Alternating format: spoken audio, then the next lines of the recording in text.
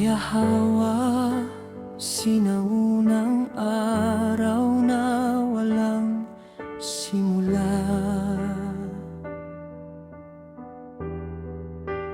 Bago pa ang oras, ikaw na ang una. Bago pa ang liwanag at dilim ay magkahiwalay, ang iyong kalooban ang nagtagda ng lahat ng bagay. Ikaw ang naroon nang ang kawalan ay tahimik. Nang wala pang tinig, wala pang himig sa iyong salita, sumilang ang langit na bughaw. Sa iyong hininga nabuhaw ang lupa at lalim ng dagat na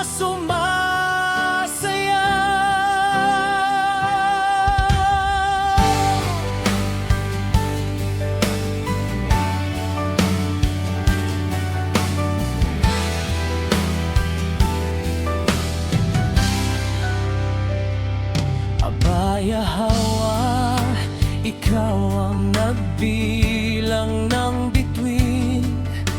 Isa man ay hindi mo pinahintulutang maligaw o mahulog sa dilim.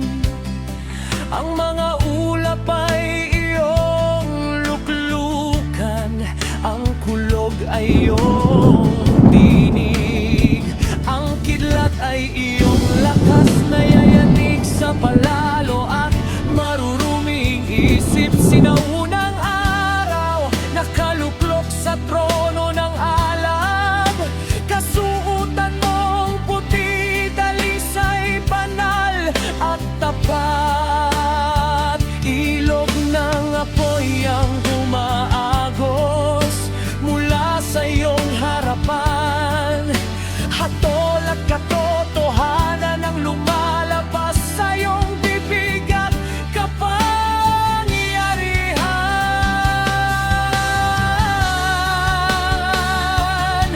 Sa iyong harap bumubukas ang mga aklat ng panahon, ang bawat gawa'y sinusukat, ang bawat puso'y hinuhusgahan at tinatanong. Ang palalo'y nanginginig, ang marangal ay tumitindi, sapagkat ang iyong paghato Abayahawa, ganap at hindi nagkakamali, kailanman ni umurong sa gitna ng digmaan at hiyawan. Ikaw ang nakakakita ng wakas mula sa simula.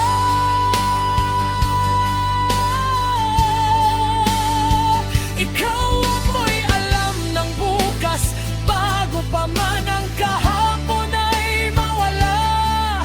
Ang mga kaharian ng tao'y dumarating at bumabagsak, ngunit ang iyong trono, Abayahawa, ay hindi nayayanig. Hindi na sinisira, hindi nalalaglag.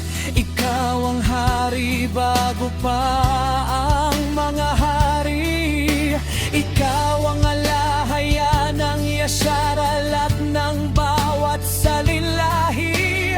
Ang mga hukbo'y naglalaho sa isang utos mo lamang, sapagkat ikaw ang makapangyarihang mandirigma ng langit at lupa magpakailanman. Ngunit sa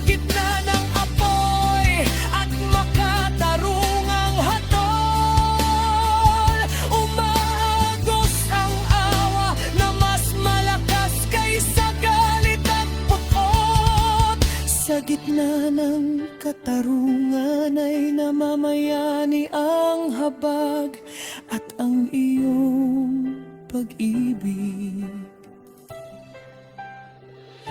Abaya hawa ay walang sukat, walang hangganan, walang wakas. Ikaw ang kanlungan ng mga aba at pinahirapan, ang lakas ng mahina, ang pag-asa ng sugatan. Sa iyong liwanag ay bumabangon ang nalugmok, sa iyong pangalan ay nabubuhay ang mga pusong wasak at nadurog.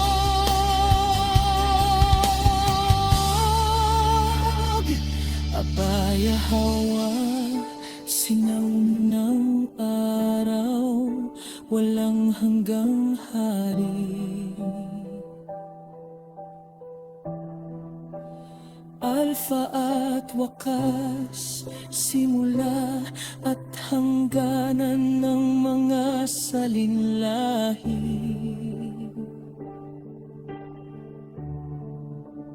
Sa bawat hininga, sa bawat sigaw ng pagsamba at digmaan ng pananampalataya, ikaw ang pupurihin ngayon, bukas at sa walang hanggang kapanahunan. Hayaan ang langit at lupa na magsitugon sa iyong tinig. Hayaan ang bundok, dagat at apoy na sumabay sa awit, sapagkat ikaw ang naghahari magpakailanman. O abaya